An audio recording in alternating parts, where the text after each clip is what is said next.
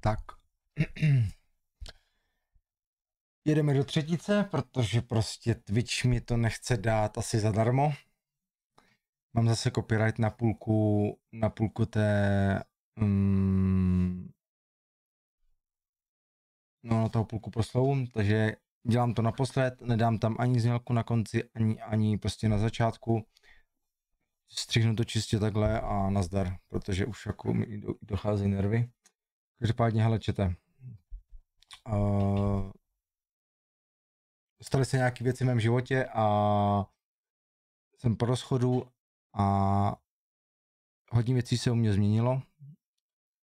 Hodně teďka prostě cvičím, hodně teďka pracuju a nemám moc čas, prakticky ne, že moc, prostě nemám čas na nic. A buď končím v práci, v pátek jsem skončil v 8, v úterý jsem končil v 11:30, protože jsem slíbil bossovi, že tu práci dodělám, byla to předělávka po jiné firmě, což prostě úplně prostě jako pakárna. Takže jsem skončil v 11:30, v 1 hodinu jsem byl doma ráno, takže tak. A když mám čas a skončím práci, tak jdu cvičit na 2 hodiny a prostě ani prakticky nejím teďka, jakože večer a jdu spát. Takže prostě počkej jsem teďka zapl po 3 týdnech. A prostě vím, že tady máte někteří lidi sabíka a já vás nechci ojebávat, protože prostě nezasloužím si od vás dostat saba, když prostě streamu tak málo. Takže proto radši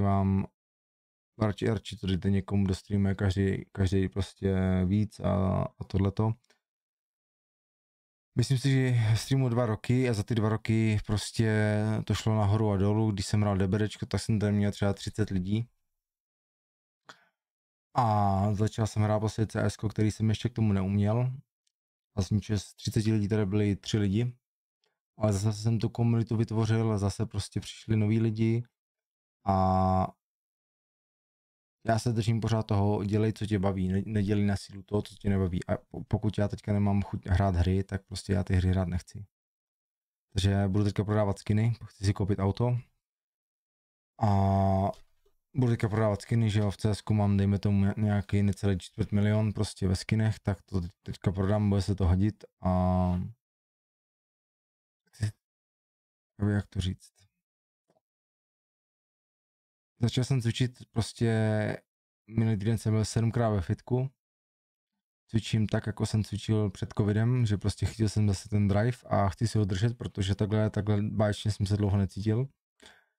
Lidi zase koukají a prostě Kalixi dobrá práce, i když já si to nemyslím, já jsem teprve teďka na začátku. Mám teďka, schodil jsem, nevím, jestli to jde vidět, ale schodil jsem 5 kilo. Takže prostě jedu teďka bomby, můj cíl je 15 kilo ten rok a jako odměnu si koupím auto.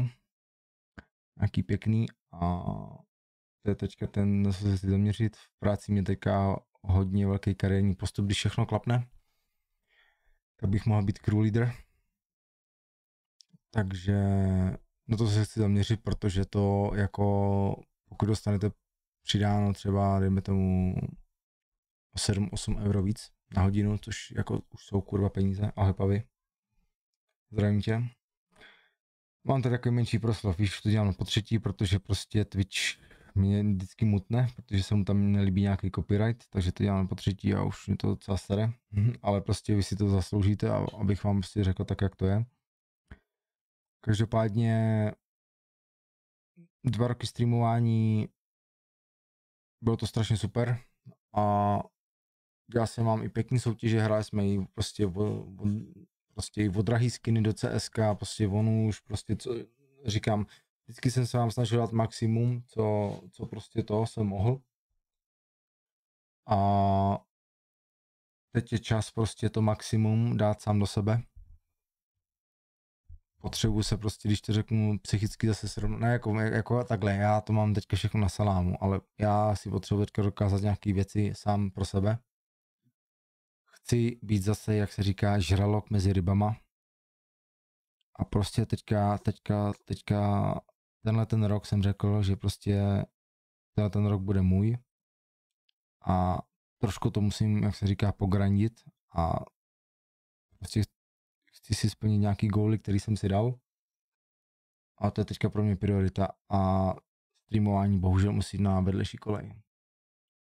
Nemám prostě teďka chuť, naposledy jsem hrál CSko před 2 týdnama jednou a teď jsem zapl prakticky počítač po druhý, takže tak. Komu by si taky chtěl hrát pro schodu, že jo? Jako buďme si k sobě upřímní, takže tak. A hele, kariéra je přednější jak streamování, jestli máš šanci růst kariéře, tak to potom nesáhni, mluvím ze zkušenosti. Jsem zahodil svůj gaming život za práci a jsem kurva rád, že jsem to udělal. Jako tady jde teďka o to, že po práci, jak se říká, máš dělat, co tě baví a mě teďka baví jako fitko. A prostě jsem teďka, po každý fitko jsem 2 hodiny prostě ve fitku a nemám prostě teďka čas na streamování a já nebudu jako, protože vím, že tady máte tady Sabíka a já prostě nechci, když to řeknu, to, že zapnu 1 týdně, to je prostě na to seru, prostě buď tu člověk má dělat věci pořádně a nebo se na to vysrat. Každopádně já se říkám, já teďka jsi po rozchodu, ošli brácho, to jsem neviděl, to je milý, to drž se, pohodička, prostě shit happens. No a takže já teďka mám hlavu nastavenou, že prostě, tak jak bych to řekl, taková prostě hard mod, taková sebedestrukce a snažím fakt jdu teďka ve fitku bomby prostě a lidi koukají a říkají, ty vole, ty si teďka schodil, ty zase rosteš a prostě jako takový ten pocit, že lidi řeknou, děláš dobrou věc, jakože makáš, ale prostě ve svý hlavě si říkáš, že kámo, je to not enough, rozumíme si? Kdyby něco neskordu, odpovídám furt, yes, kdykoliv napíšu, můžeme pokračovat, děkuji moc, Pavi. Každopádně říkám, čete. Já si teďka potřebuji pauzu od streamování a všechnu energii, kterou vždycky jsem dával každému maximum. Když mi někdo napsal, tak jsem se mu věnoval, každému jsem mu napsal, do mě pozdravil na streamu, každému jsem prostě to. A teďka je ten čas, kdy tu všechnu energii potřebuju sám pro sebe. Ale jakož jsem pořádný kus chlapa, tak ty energie potřebuju strašně moc. Takže tak. A pokud se vrátím, jako, chtěl bych se vrátit, jako, ale až prostě zase dostanu chuť hrát hry, ale teďka to bohužel není. Až se vrátím, tak to bude kamak jako prase, to mi věřte, ale teďka prostě... Takže tak. Každopádně Discord všechno bude fungovat, Instagram bude fungovat. Pokud chcete, napište mi na Discordu osobní personal message a já si vás přidám i na svém osobním Facebooku i osobním Instagramu. Ty jsem teďka moc jako nepoužíval, ale chci zase vrátit do reality a chci zase trošku jako ukázat lidem, že tady Kalix existuje a je tady šéfko takzvaně. Takže tak. Hele, děkuji vám za všechno. Říkám, Sabíka, dejte někomu jinému. A měsíc, 2, nevím, na Vánoce, nemůžu vám slíbit kdy, ale až se vrátím, tak to bude fičák. Takže děkuji vám za všechno z té legendy a mějte se. Každopádně chci s váma zůstat v kontaktu, takže říkám, napište mi, já si vás přidám a můžeme prostě to, takže tak. Drž se chlape, nebude to úplně jednoduchá cesta, ale za to ty skoro 2 roky věřím, že to zvládneš. Jsi kurva silný chlap, nejsi blbej, my tě budeme podporovat a budeme na tebe čekat. Díky. Děkuji moc, Pavi. Ty jsi se mnou od začátku, takže ty mě znáš prostě jak svoje boty, takže díky moc, Pavi, a tebe si to fakt cením.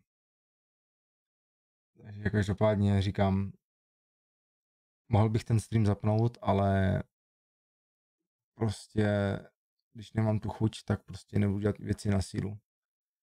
Radši půjdu omejt auto, nebo posekat zahradu, jako fakt, jako teďka, to prostě říkám, vy jste viděli, no prostě teď jsem natíral, dneska prostě omyl jsem auto svoje, omyl jsem pracovní dodávku, ty vole, prostě